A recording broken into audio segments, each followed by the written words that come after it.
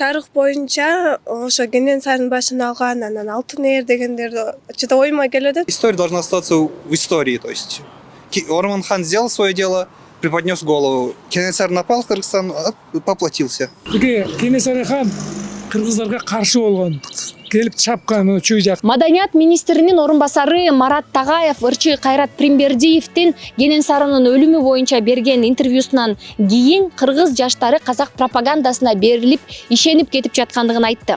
Тагаевдин айтымында Казакстан көптөгөн тарыхый кинолорду тартып, аларды өздөрүнө ыңгайлаштырат. Ошондуктан Кыргызстандагы көптөгөн кыргыздын тарыхый кинолорун тартышы керек, себеби жаңы муун өз тарыхын билиши зарыл. Кактус медиа редакциясы мындан улам жаңы муундан жаштардан Ормон-хан ким болгон жана анын эрдиги тууралуу сурап көрүүнү чечти. Он сверг Кенесары, казахского голову снес.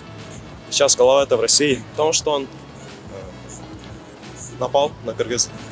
Ормон-хан жанагы Россия менен связанный нелер биринчи Россияга болгон аттамдар. Шынса азыр Нариндан чыккан, Кочкордон чыккан баатыр болгон. Ормон Опуза деген окуяны билем, ошо. Ормон-хан деген Кыргыздан чыккан алгачкы баатыр болуш керек, ошо журт элдерин башкарып, анан ошо азыркы айтканда кандай болгонун билбейм, ошонун эң башында турган да. Тарых боюнча ошо Кенесарынын башын алган, анан Алтын эр дегендерди что-то ойума келип атат. Ким болгон эже? Что-то эже, пожалуйста. Ормон-хан? Хан болгон? Ормон-хан — это человек, который на время объединил кыргызский народ в 19 веке. Присоединил Кыргызстан к... Я не знаю его подвигов. Присоединил Кыргызстан к Российской империи. Ну да, он был одним из инициаторов присоединения к России. Кечиресиңер, билбейт мен бир аз Сизчи? Ормон-хан деген ким? Кенесары хан кыргыздарга каршы болгон, келип чапкан чүй жакты, кенин немеде, кенин мына токмоктун жагынан. Анан кийин Кенесары камыштан арыздан кармалып калат. Анан кармалып Ормон-хан алып келет дагы, аны жертөлөгө камайт.